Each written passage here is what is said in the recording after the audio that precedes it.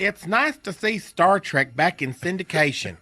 The real Star Trek with Kirk and Spock, not the other versions where they got all politically correct and the Enterprise looked like a TGI Fridays. Right. And they always wanted to talk to the aliens rather than vaporize them with their ray guns. Right, yeah. And while Star Trek was still cutting edge, I think they stopped too soon. The producer said that they ran out of material, but how could that be?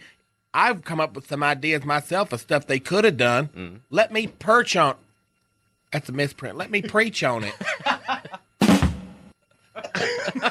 Cobby, you're going to have to be a little faster with that snare drummer. I'm going to let Tater do it again.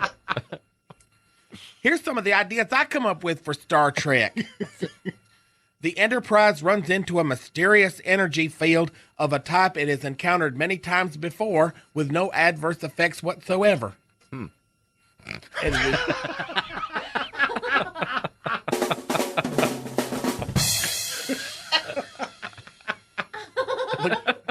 The crew of the Enterprise visits a remote outpost of scientists, and not one of them has gone mad. That would be the last thing you'd expect. Where's Jackie? Hold on, I'm not letting Jackie. She's Jackie, out. get in here. We got to go through this. I said everybody stays in. I sent her out there to move traffic. Okay, excuse me, Master Nerd. Back. The end. No. I'll point to you. And could you make your laugh a little higher like another girl in the room? Some of the crew takes shore leave and has a wonderful time. The crew of the Enterprise discover a totally new life form, which later turns out to be a rather well-known old life form wearing a different hat. Perhaps one with a propeller.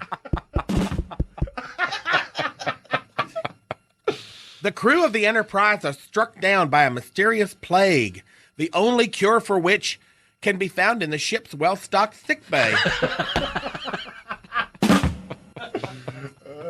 The Enterprise... Have you got a minute? The Enterprise successfully escorts an alien VIP from one place to another without serious incident. Yeah. Marcy, would you come over here and put Cobby up on the counter so he can see when I cue him? The Enterprise is captured by a vastly superior alien intelligence, which does not put them on trial. See, because usually... Right, yeah, almost every time, yeah. The Enterprise is... This is more y'all's speed. Okay.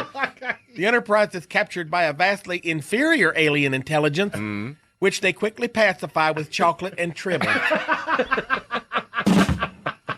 That's good, Cobby. That's the one I want for you. Yeah. This is going a lot better than I thought it would. The Enterprise visits an Earth-like planet called Paradise, where everyone is happy all of the time. However, everything is soon revealed to be exactly what it appears to be. A major Starfleet emergency... Gene Roddenberry, are you listening?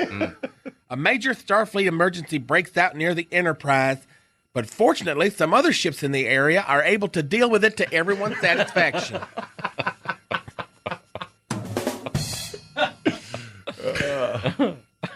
Kirk falls in love with a woman on a planet he visits and isn't tragically separated from her at the end, but they agree they should just be good friends.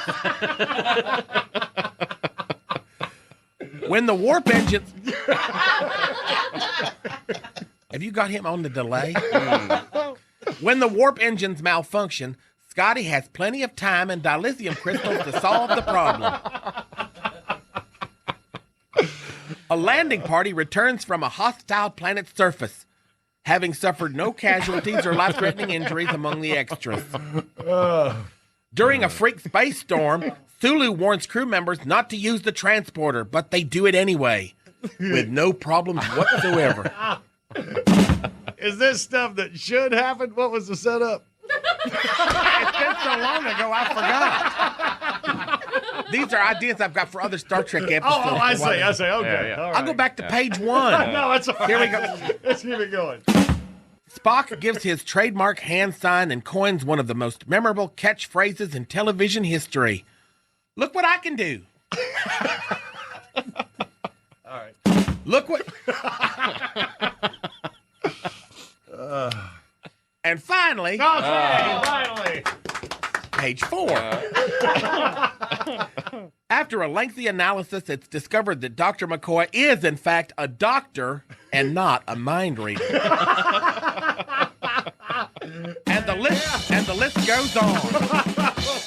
Live long and take care of Uranus.